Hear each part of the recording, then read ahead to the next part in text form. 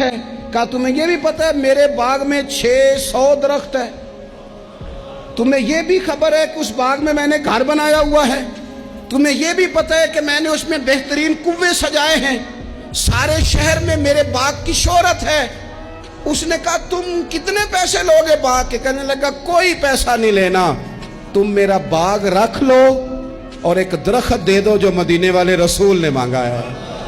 وہ ایک درخت بس مجھے چاہیے، ایک درخت جیم جان دا کچھ بسا نہیں ہوں، اے جان یار نو دے تے آزاد ہو جا، اس سے دل دہن فساد سارے، دل بر نو دے تے شاد ہو جا، بس وہ ایک جو میرے نبی کو پسند آ گیا ہے وہ تو دے دے، بس بات ختم ہو گئی۔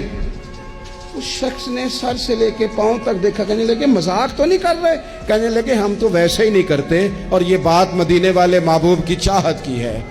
اس نے کہا یہ کون سا سودا ہے؟ فرمایا یہ من کا سودا ہے، تیری سمجھ میں آئے نہ آئے مجھے غرض نہیں، لیکن تو لیتا ہے؟ اس نے کہا بالکل ٹھیک ہے، میں تیار ہوں، آپ وہ ایک درخت لے لیں اور یہ باغ مجھے دے دیں۔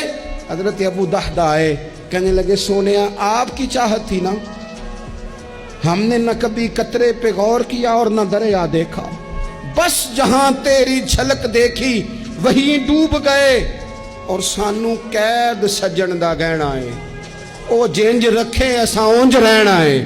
یا رسول اللہ صلی اللہ علیہ وسلم آپ کو پسند آ گیا، میں نے خرید لیا۔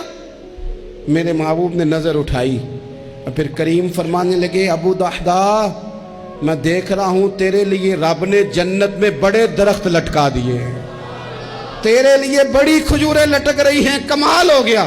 حضرت ابو دحدہ رضی اللہ تعالیٰ عنہ باغ کے اندر رہائش تھی، گھر آئے اور آ کے اپنی بیوی سے کہنے لگے بلی مانس بچوں سمیت جلدی جلدی باہر آ جا، میں نے باغ بیچ دیا۔